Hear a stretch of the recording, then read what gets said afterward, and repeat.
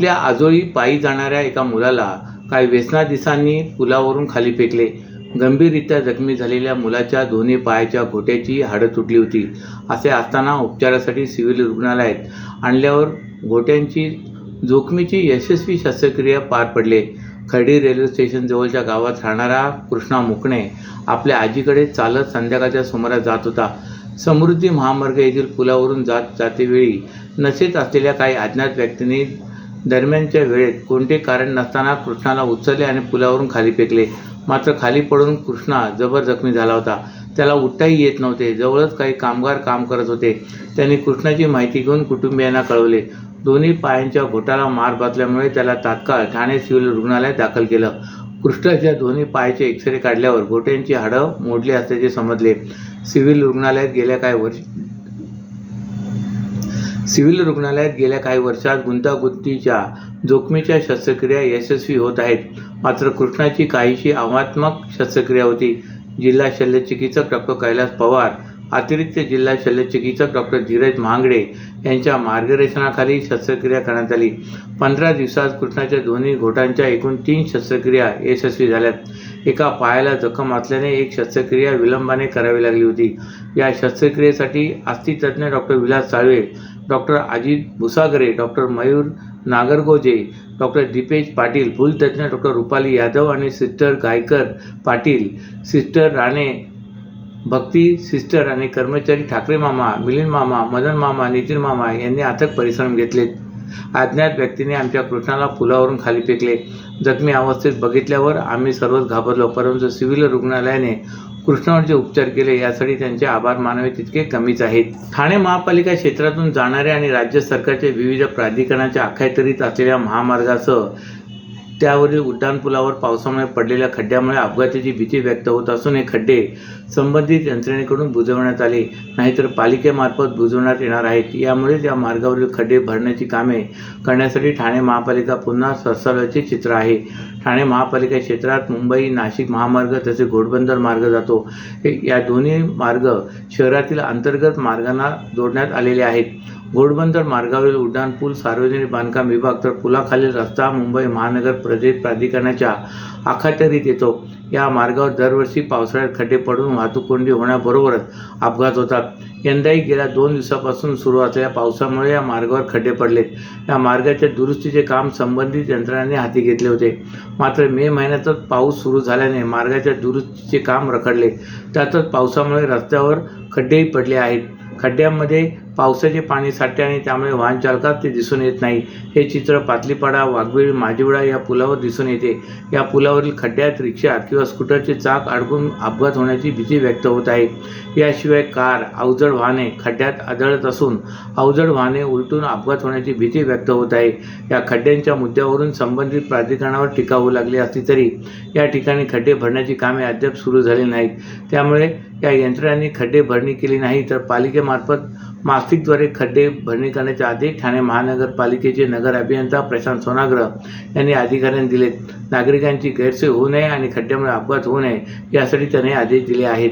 गेल्या काही दिवसांपासून लोकमान्य नगर, यशोधनगर, इंदिरानगर या भागातील नागरिकांना सायंकाळच्या वेळी स्थानिक परिसरातील गावदेवी भागातून शेअरिंग रिक्षा वेळेत मिळत नसल्याचा चर्चेचा विषय बनला आहे. त्यामुळे या नागरिकांकडून संताप व्यक्त होत आहे. काल रात्री जवळपास 1 तासाहून अधिक काळ नागरिकांना रिक्षाच मिळाली नाही.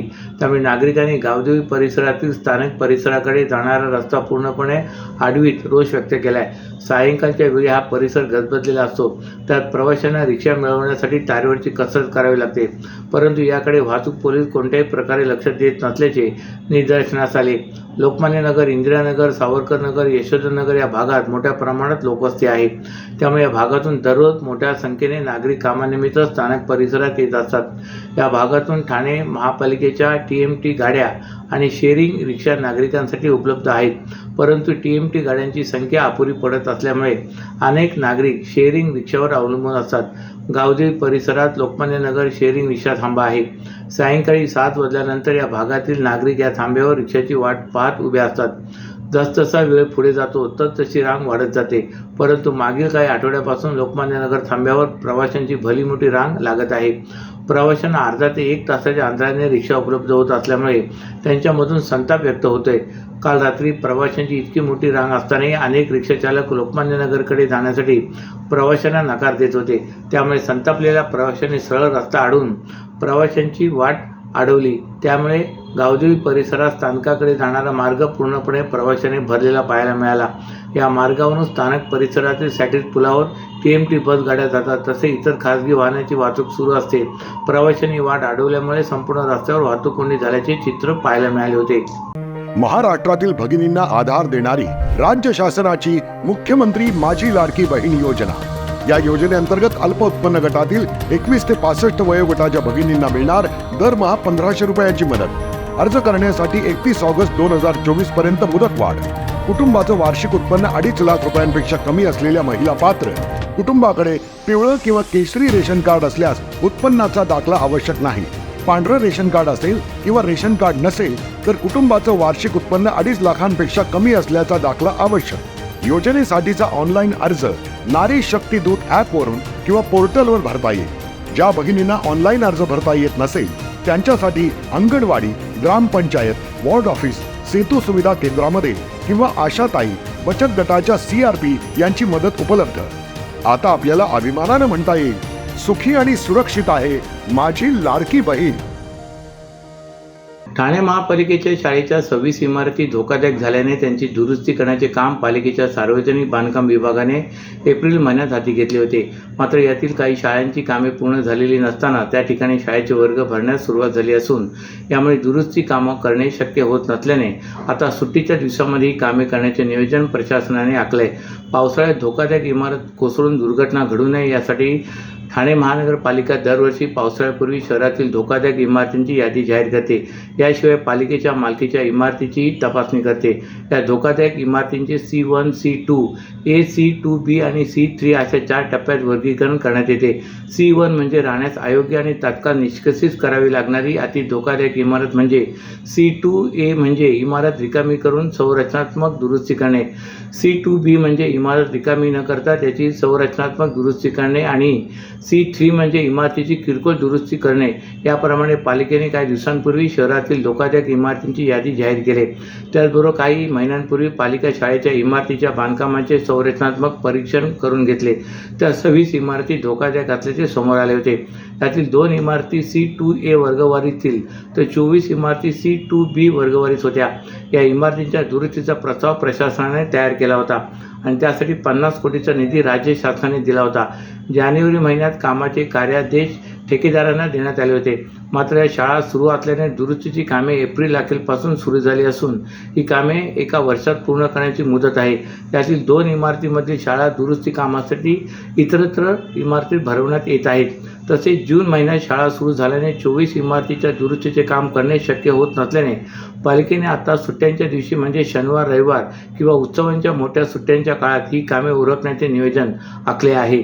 गेल्या 2 दिवसापासून सुरू असलेल्या पावसामुळे रस्त्यावर पडलेले खड्डे आणि अवेळी सुरू असलेली अवजड वाहतूक यामुळे वाहतूक कोंडी होत आहे. असे असताना ठाणे आणि मुंबईच्या वेशीवर असलेल्या आनंदनगर नाक्यावरील रस्त्यावर दुरुस्ती कामासाठी मार्गरोधक लावण्यात आले असून यामुळे मार्ग निमुळता झाल्याने काल सकाळी ठाणे आणि मुंबई शहराच्या वेशीवर वाहतूक कोंडी झाली. त्याचा फटका कामावर निघालेल्या नोकरदार वर्गाला बसला. ठाणे महापालिका क्षेत्रातून मुंबई नाशिक महामार्ग तसेच घोडबंदर मार्ग जातो. हे दोन्ही मार्ग शहरातील अंतर्गत मार्गांना जोडण्यात आलेले आहेत. घोडबंदर मार्गावरील उड्डाणपूल सार्वजनिक बांधकाम विभाग तर पुलाखालील रस्ता मुंबई महानगर प्रदेश प्राधिकरणाच्या अखत्यारीत येतो. या मार्गावर दरवर्षीप्रमाणे यंदाही गेल्या 2 दिवसापासून सुरू असलेल्या पावसामुळे खड्डे पडले. या मार्गाच्या दुरुस्तीचे काम संबंधित यंत्रणांनी हाती घेतलेत. मात्र मे महिन्यातच पाऊस सुरू झाल्याने मार्गाच्या दुरुस्तीचे काम रखडले. त्यातच पावसामुळे रस्त्यावर खड्डेही पडले आहेत. त्यामुळे वाहतूक कोंडी होऊन वाहन चालकांना याचा नाहक त्रास सहन करावा लागत आहे.